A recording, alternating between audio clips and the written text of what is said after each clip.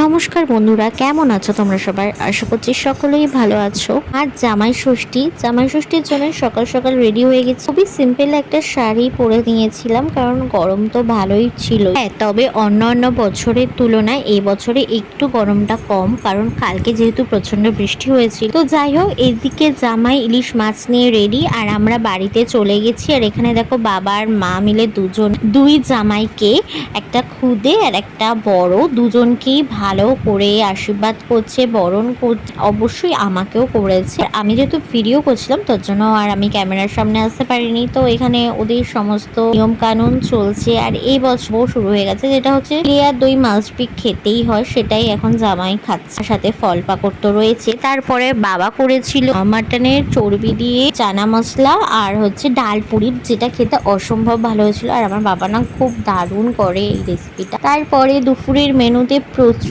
Item করেছিল বাবার মা মিলে। এত রকমের ছিল যে আমরা সবকটা খেয়ে দিয়েও উঠতে পারিনি। যে কটা পেরেছি সে কটা খেয়েছি, বাদ বাকি সব রাতের জন্য তুলে রেখেছি। প্রথমত ছিল 5 রকমের ভাজা। ভাজার মধ্যে ছিল এখানে পোস্ত দিয়ে আলু ভাজা, পটল ভাজা, ঢেঁড়স ভাজা, আর একটা কাতলা মাছ ভাজা, কুমড়ো ভাজা, আর একটা ইলিশ মাছের মাছ। আর সাথে ছিল চিংড়ি মাছের দো পেঁয়াজা, বাবার হাতের ভাপা ইলিশ, যেটা খুবই স্পেশাল হয়েছিল খেতে, কাতলা কালিয়া, মাটন কষা, মাছের মাথা দিয়ে ডাল ছিল, চাটনি, পাঁপড়, 2 রকমের দই, ওদিকে রসমালাই, 5 রকমের মিষ্টি। এইগুলোই বাঁচা কোচা ছিল রাতের বেলারই মেনু। আর পরের দিন সকালবেলা থেকেই ছিল এরকম একটা বাজে প্যাচে ওয়েদার, প্রচন্ড বৃষ্টির মধ্যেই চলে এসেছে ওর দাদা ভাই ওর সাথে দেখা করতে। কালকেও ওর সাথে দেখা করেছে, তবে আজকেও পড়তে যাওয়ার আগেও দেখা করতে গেল। আজকে যেহেতু বাড়ি চলে যাব, মা একদম সিম্পল রান্না করেছিল, আর কালকেরও কিছু রান্না বেঁচা ছিল, তো সেগুলো মিলিয়ে মিশিয়ে খাওয়া দাওয়া হবে। এর মধ্যে মা করেছিল উচ্ছে আর কুমড়ো ভাজা, আর কালকে চিংড়ি মাছের দো পেঁয়াজা